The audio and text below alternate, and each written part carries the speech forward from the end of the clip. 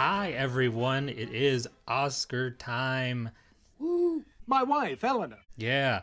So, this is our first episode of 2019. So, welcome to the new year of the podcast. And we are starting off with our Oscar episode. We haven't done an Oscar episode before. We've always kind of talked about it. So, what do you, think about the Oscars, in general? Do you like them? I used to care, and I used to watch, and I used to I didn't have a party or nothing because I don't know that many people anyway. Yeah, but like I did watch them and enjoy the ceremony, whether it was the host that I liked or whether it was just like the particular movies that I was really rooting for. And then somewhere along the way, especially like how they're handling everything, especially this year, because that's probably something where oh boy, it's an implosion of epic proportions. Yeah. Like human sacrifice, dogs and cats living together, mass hysteria. So if you guys don't know, earlier in the year they had announced that in a few years they were planning on making a popular Oscar category. That was their first mistake. Yeah. So big budget blockbuster movies, I guess. Stupid idea. Why? That's more of like a People's Choice Award situation. Yeah.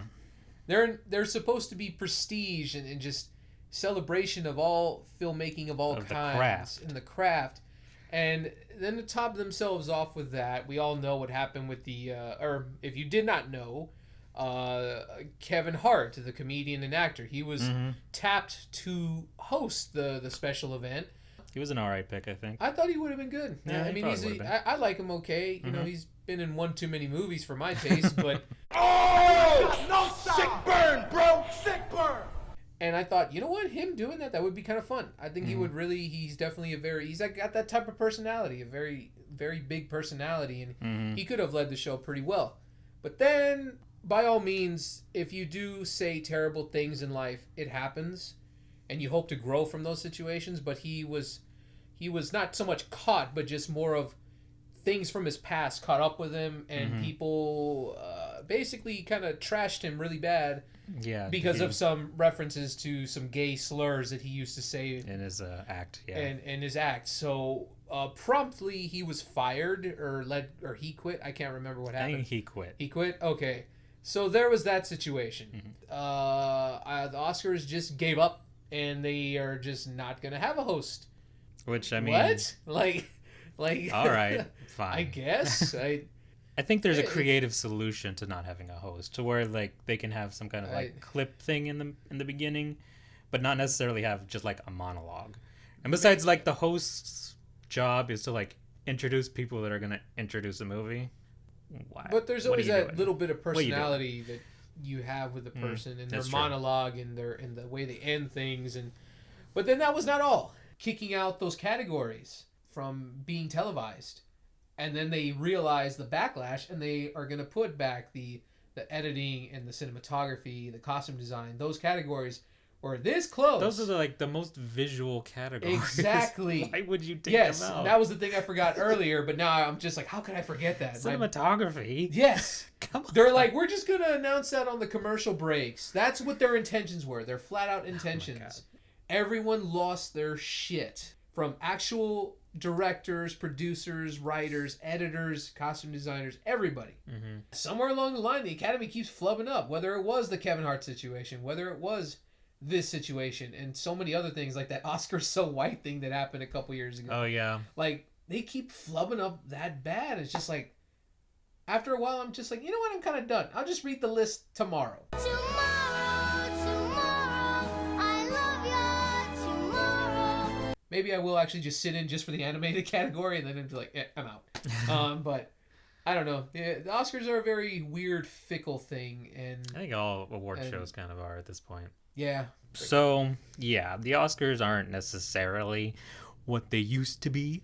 But, yeah, specifically the animated category, I think is a little reductive, considering, all animated movies are squished into one category.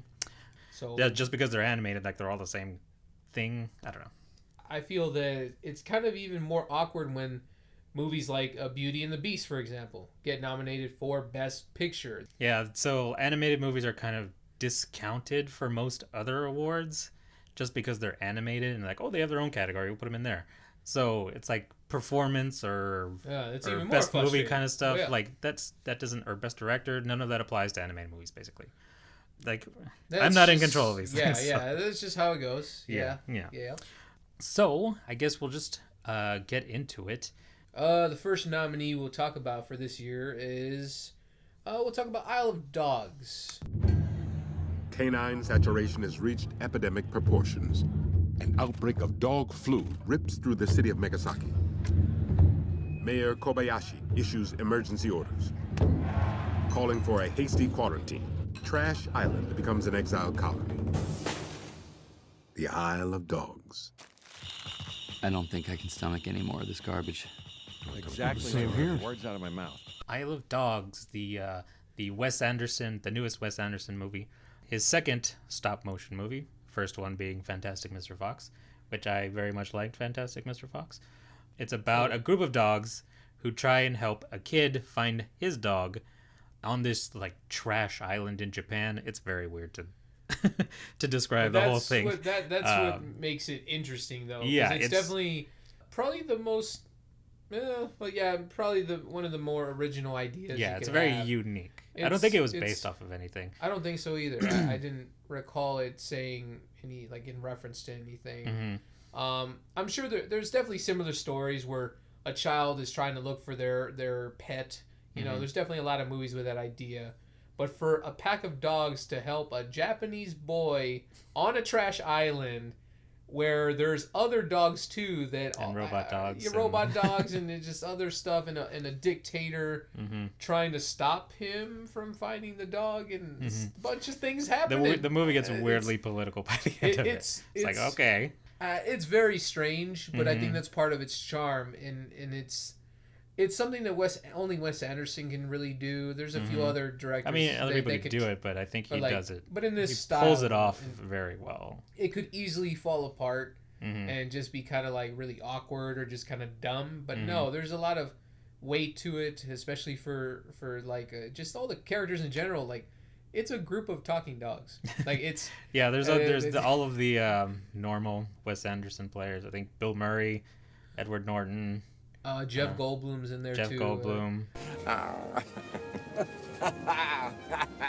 But yeah, the main dog played by Bryan Cranston, who does a phenomenal job. Like, I don't know, I just really liked his performance in this movie. Yeah, he's basically that the kind of like the gritty and like literally he's just a black dog, just like very angsty almost sometimes. He's just like angry at the world and if He's very grumpy. Yes. Yeah, he's very very angry.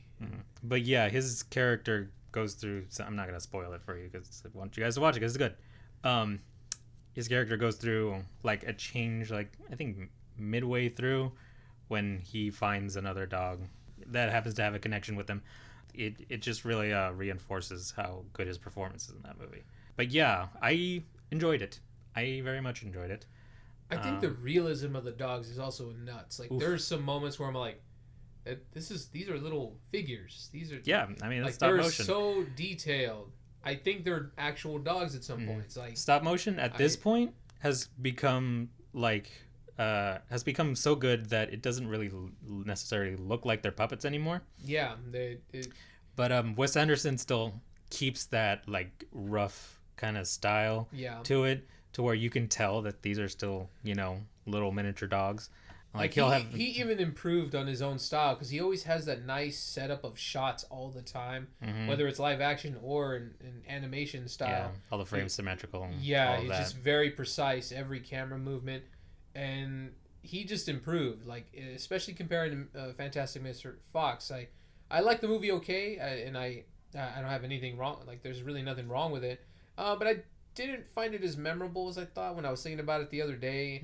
I feel like Isle of Dogs, just in a general sense, I kind of liked it a little bit better. Yeah, same. Than Fantastic Mr. Fox. I think he improved not only in the animation style and whether it's for more of the heart of the story or whether it's for some of the comedic lines and one-liners that they have to share with like the whole group of dogs is great. It's just Yeah, their all banter that with stuff each is other great. funny and There's a point where it strays away from that, and that's kind of one of my gripes with the movie. Yeah. So when you're not like focusing on the dogs, like You're you just don't like, really "Hey, care go about back any to of the dogs, You don't man." really care about any of the other characters. Like there's human characters, and I don't care.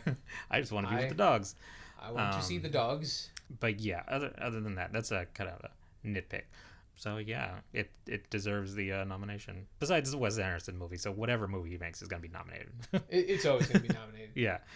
It's always a treat to see one of his movies, whether you may or may not enjoy them all the time, but there's always just something you can enjoy and just appreciate. They are always interesting. Yeah. Yes. Next up, we'll talk a little bit. Well, we got a lot of Disney to cover, but I guess Let's go we'll to the first start. We'll start with Incredibles 2. It's time to make some wrong things right. Help me bring supers back into the sunlight. We need to change people's perceptions about superheroes, and Elastigirl is our best play. Better than me? Incredibles 2, directed by Brad Bird. This is the second movie in the Incredibles franchise. There's probably going to be a third one. There better be a third one. But this came out, 13 years after the first one? Something like that? Yeah. Something like that. And we had a Cars trilogy before this. an entire Cars trilogy happened between these two movies. Good job! But yeah, we did a whole episode on this. So we're not going to get into necessarily details. But I think we both very much enjoyed it. And as it compares to the first one, I think this one I personally liked a little bit better. But I don't necessarily know if it's a better constructed movie than the first one. It does try and do a lot of things, which it does pretty well for the most part. But I think there could have been a little bit of fat trimmed. Yeah, there could have been a little bit more focus. Because you can tell there was a lot of pressure, like, for this movie to be good. And it succeeded. It made over $1 billion. And it's clearly going to get a third one. It better. Yeah, I would agree. It's like, I still enjoyed it more than the first as what it was trying to do anyway. Because the first one was just essentially like what we discussed in the previous podcast about it. It's essentially, the first movie is about a guy going through a midlife crisis, and his family happened to be kind of caught up with it by the last 40 minutes of the movie, out of a 2.5 hour movie. That is what we all loved and are nostalgic for, and we got a whole movie of that this time. We didn't really have the rest of the family. More of it. Well, more of it, like and that's what I recall enjoying the most, and we got more of that this time around. And even though if it's a similar plot and everything, it's still just, I don't know, there's something about it that I still enjoyed a little bit better. The one big gripe, of course, that many of us can agree upon is, the villain is pretty weak. Something that Disney's going through right now. I don't know what it is. Even in the Marvel universe, they're going through that, where it's just so many villains are so weak, and just anything Disney, I don't know what's going on. They used to make some of the most iconic villains ever. Even Syndrome from the first film is very iconic. Great. And he had a great backstory and everything. With this time around, it felt very rushed over, and I still feel about the same as when we first talked about it. Yeah, just some of those extra little plot lines, like with the other superheroes and stuff. Could have. I liked them. It's good. Maybe if, again, more focus was needed somewhere. I don't know. I still like it more than the first, though. It's something I feel like I, funnily enough, would just say, you know what? If I had a choice between the first and the second, I probably would say the second one. Yeah, I know some people may disagree with that and call me like a crazy person for saying that, but it depends on what kind of mood you're in. If you just want to like just be entertained, I think the second one is definitely the more obvious choice. That and the animation, vastly better. We've been saying some negative things about it. However, it's still a great Pixar a great movie. There's a reason why it's great, and it's remembered. It's one of the best animated movies of the year, so it's still really great. It looks great. Performances are great, directed well. Like I said, it just could have used a little bit of trimming in the plot. But other than that, I love it. And plus, Jack is just the best part of any movie. Yeah, he's one of the great movie babies of all time. I'm the baby, gotta love me. All right, I guess we'll just go along with more Disney fun right here. We got Ralph Breaks the Internet, aka Wreck-It Ralph 2. They kind of went back and forth with that a little Ralph bit. wrecks the internet. Ralph wrecks the internet, yeah. Start churning butter and put on your church shoes, little sister, because we're about to blast off. Ralph, what is it you're trying to say? We're going to the internet. What? Work it, make it, do it. Make sense. Work it harder, make it harder. Okay, so the movie's great. But I think the whole thing with the title is kind of a telling of some of the things I have a little bit of a problem with in the movie. Him going to the internet, all of that is great. His interaction with all the other characters, all that's great. Yeah. However, there is a section where they spend a time in whatever version of YouTube they're in, and he does a lot of memey things. Yep. That's gonna date the movie. Yeah, really, that's really gonna fast. super date the movie. Like 5-10 years from now, like, what is he doing? Why is he dancing like that? No one's gonna remember Fortnite in 10 years.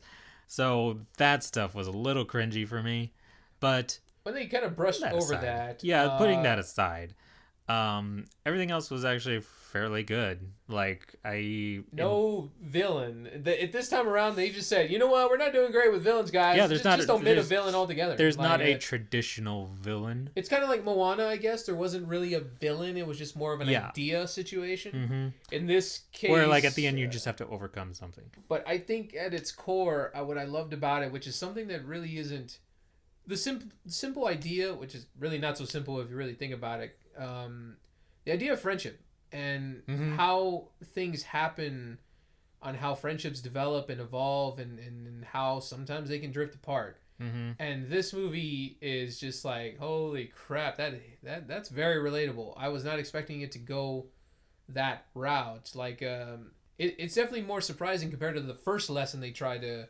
express in the first film. Was like, even though if Ralph was labeled a villain, he is not necessarily just a bad guy.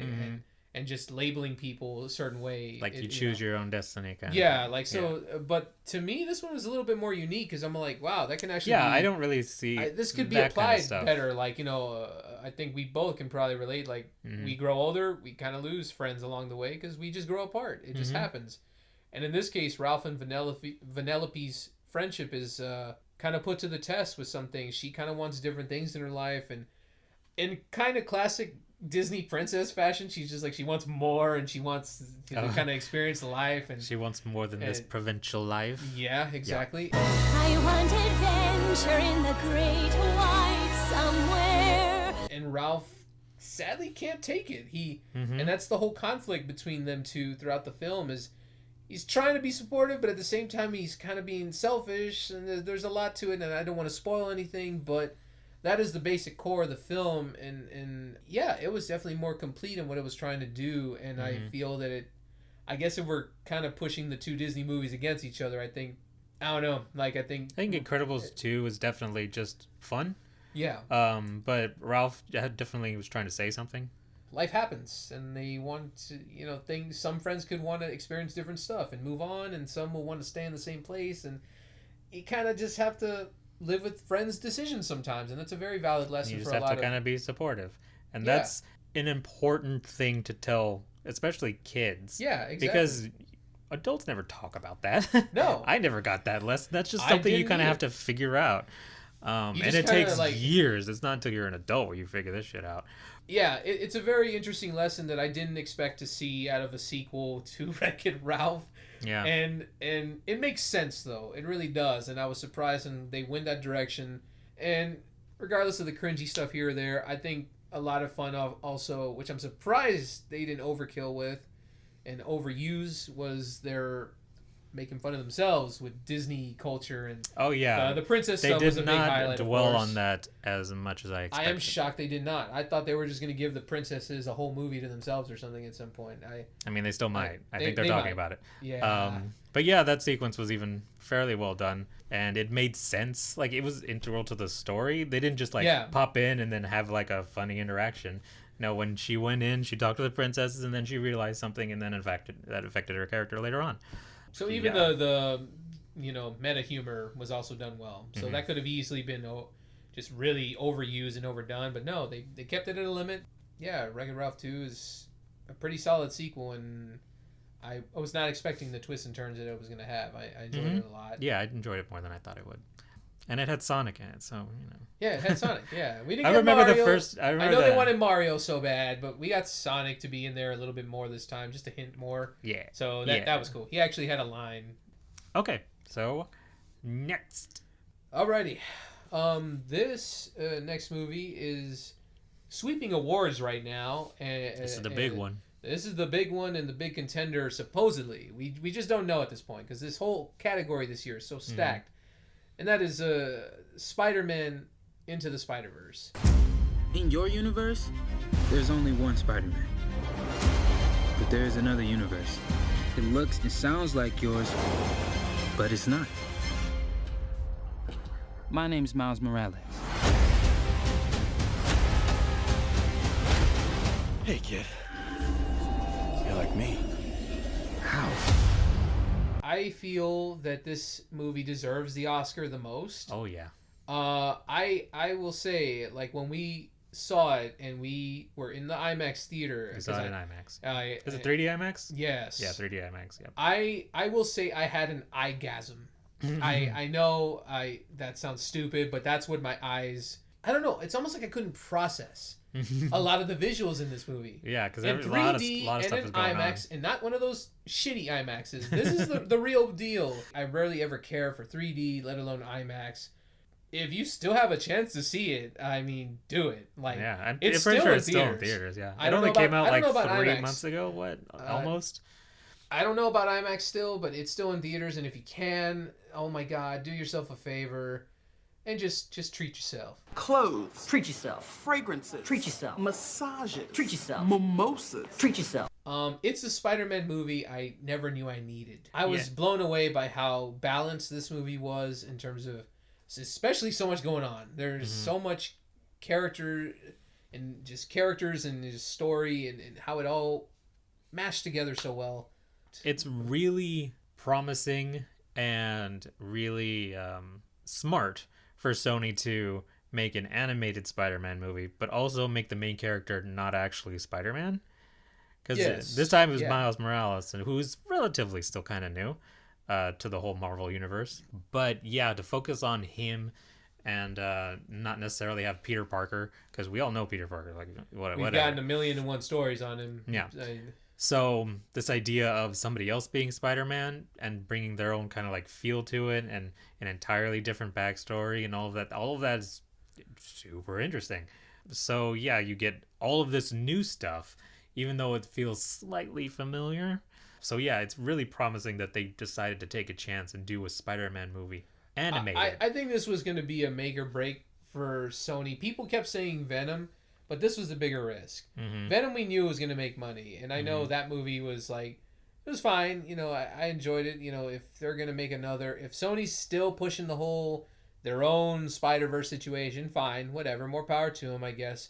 Venom wasn't awful. It was not great, but it was just fine. Yeah, it was fine. For this movie to have been such a gamble to not only not focus on Peter Parker yet again, but to focus on several not Peter Parker Spider-Mans, and having that be so interesting, and just the way it was animated, the direction from Phil Lord and Chris Miller. I believe they wrote it too, right? Yeah. Did they write it? Okay. So they have a very good track record. That and the performances and the casting too. Perfect. Just perfect. Like I don't know the actor who portrayed Miles, but the guy had such Moore. I think he's in there. Yeah, that guy was great. Like he had such a almost like an innocent vibe to his voice, but at the same time, when things got tough, he brought the emotion into the performance, because there is stuff that happens, of course, in classic superhero fashion. You know, life gets difficult, and you have to convey that pretty well. And what's his name? Jake Johnson. Jake Johnson. Yeah. He played Peter Parker. I called him Tubby Spider-Man. Spider-Man. I thought he was hilarious. Like I did not picture him to be Spider-Man, but you can buy into it. It's just like one of those things where I didn't expect something like that. And then of course we got Spider-Gwen. That's another character that's been bubbling under the surface for a lot of people. They've wanted to see her on the big screen for a while now. She's And cool. Haley Steinfeld did great as Gwen Stacy, aka Spider-Gwen. So yeah, I love that all of them even had different art styles to them. Yep. When they were all together, it didn't feel like it didn't clash too much. Yeah, Like, you're not like, oh, that person doesn't belong there, obviously. This movie just works. I don't know how. I don't know how either. It's a little bit of everything. It truly is a little bit of the direction, the writing, the animation style, especially the animation. I'm blown away. We're not trying to overhype this either, because I know there could be some skeptics out there. But this is one of those rare situations where I think, at least for me, I could say, yep, this is near as perfect as you can get. They put so much more effort than they needed to. Yeah. Yeah. It like the story and the performances, all of that was great. If they just went with a traditional animated style, then it would have still been a great movie. But they really did pay attention to the detail and really tried to make it something special when they were animating it. And it really just pushes the movie to like another level. It's just great. It's just great. It's great. It's great. It's great. It's great. It's great. Hey, great. So, last on our list is Mirai. Mirai. Mirai? It means future. This is your baby sister. And you have to protect her no matter what. Big brother. Stop putting cookies on my face. Ah! Mirai is... Maybe wondering, what is that? Yeah, I know. I have the Most same of you question. probably don't know what that is. I don't even know it. Yeah, it is an anime movie that came out... I think it came out in July in Japan. Came out here. The dubbed version came out in November, I think, something like that. But the guy who made it, the director's name escapes me, but he made some other really great movies. I think Wolf Children is one of them, and some other stuff. But it's like really, like, he has a very specific style, and his movies are usually fairly good.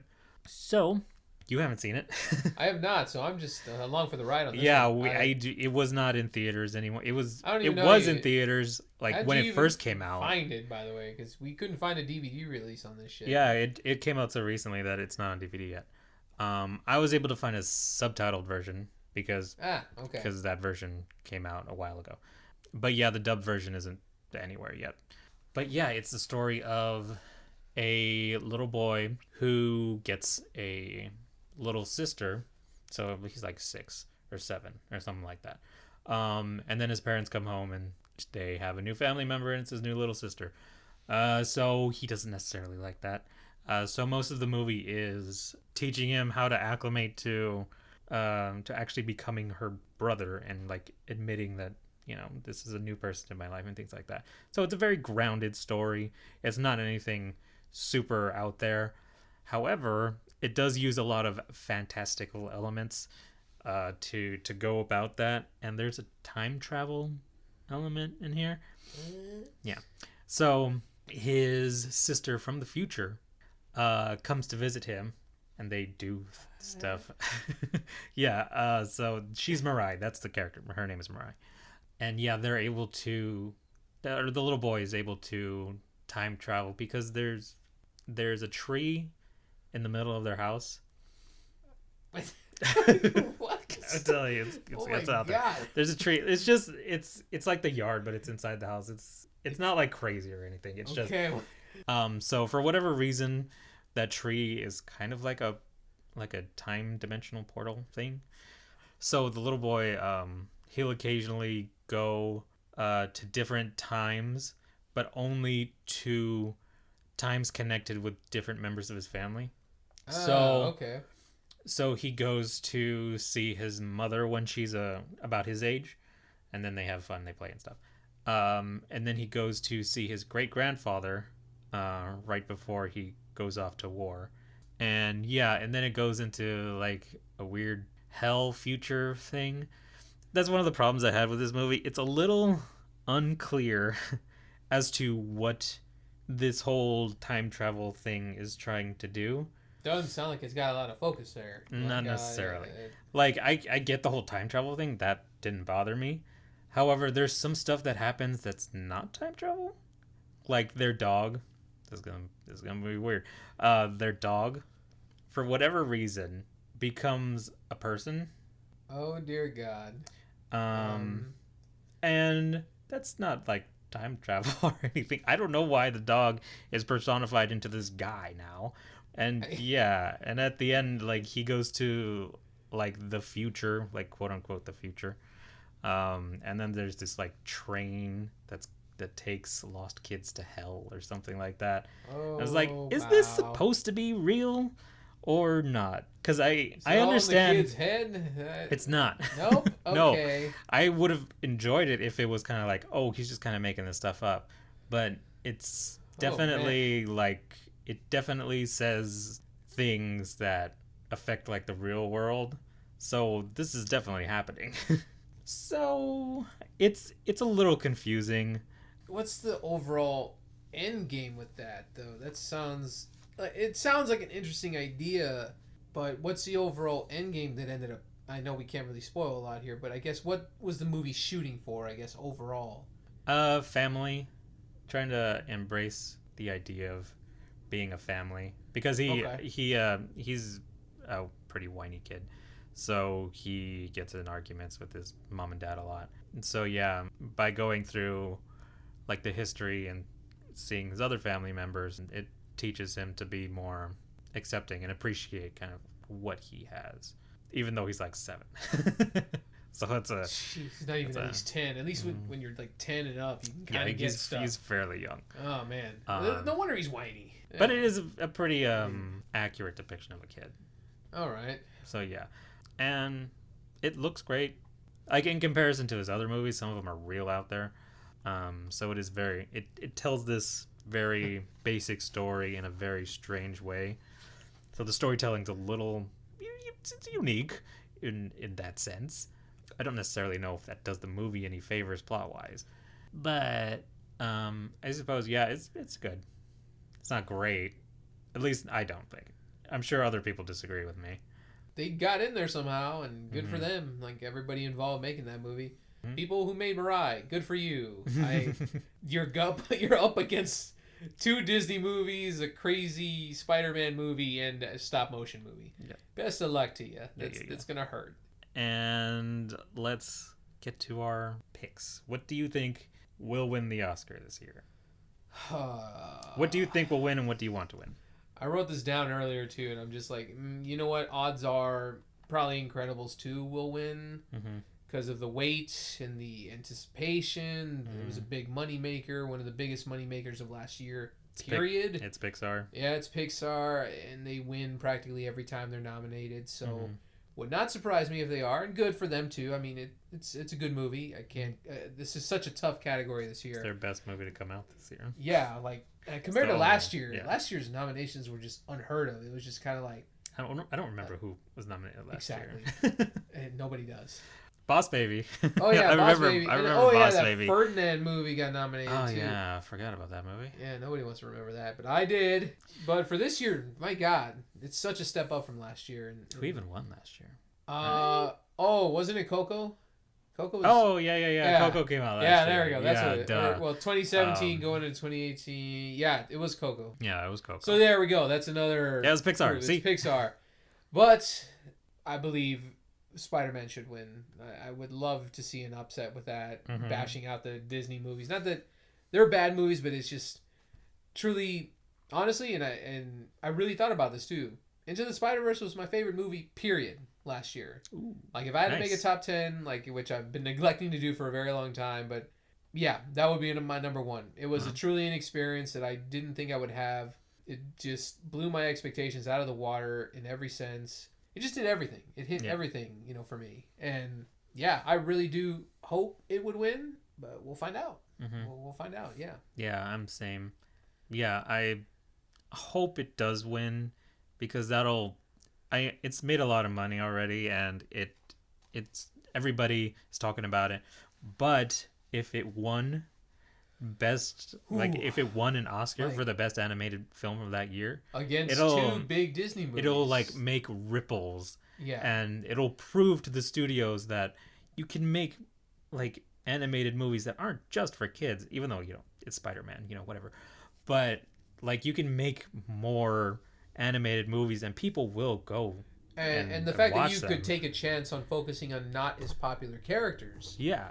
The main Spider-Man that we know, Peter Parker, was sidelined technically. So to focus on a character, and that was another thing too. The fact that it was also an African American character, like that was a big deal. That was a big deal. Yeah, he was Hispanic too. Not to push Black Panther out, but to be honest, I just liked this more. Like Black Panther definitely made waves too for African American culture, and it got nominated for Best Picture. That doesn't fucking happen, like especially for superhero movies. Yeah, especially for superhero movies. So more power to that movie. That'd be cool if that movie won. I wouldn't hate it. But I haven't really looked at all the rest of the category for that. But that's a whole other thing. But just with these types of characters going forth, yeah, it would create ripples if it won. It would give a testament to the quality that could be made and the risk that the studio took with the movie and how successful it's been. And hopefully not just the money, but the accolades it's getting and the smaller awards right now. And hopefully.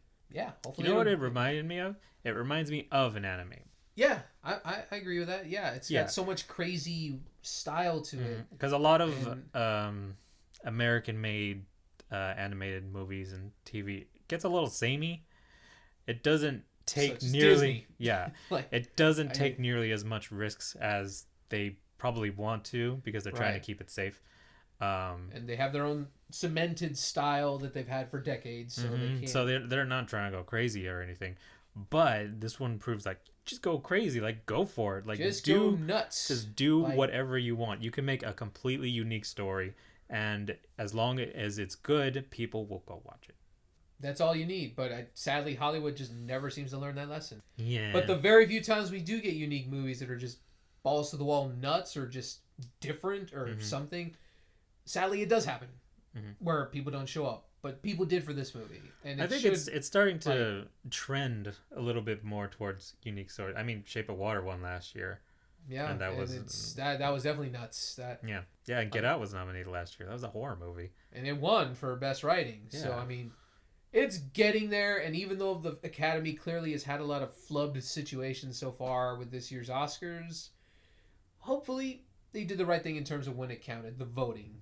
Hopefully the right movies will get the awards they deserve. I guess, I think we're done, right? Those were the nominations for this year's 2019. They were 2018 movies and were in 2019. You know what I'm saying? Nominations. Those are all the nominations. The award ceremony is this Sunday. I don't know when you're listening to this, but it is the Sunday after we release this. So we don't really know who's going to win yet. Maybe next episode we'll talk about who won. But our bets are on probably The Incredibles. Probably. But hopefully Spiderverse. That is it for this episode.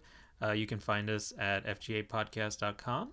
All of our socials are at FGA Podcast, the Instagram, Twitter, and all of that. So hit us up and check out when we're going to release, what we're going to do next, stuff like that to keep you updated. I guess until the next episode, and happy happy birthday. Happy birthday. Happy birthday! It's got to be somebody's birthday. It's going to be watch. We get one listener like, thank you. This one's for you, guy. Okay. All right. Oh wait, did we even introduce ourselves in the beginning? No, we probably did not. This is the end. Oh, hi, I'm Daniel, and that's Anthony. Yeah. Hi. Nice to meet you. Nice to meet you. Yeah. Okay. Hi. Yeah. Whatever. Okay. Bye.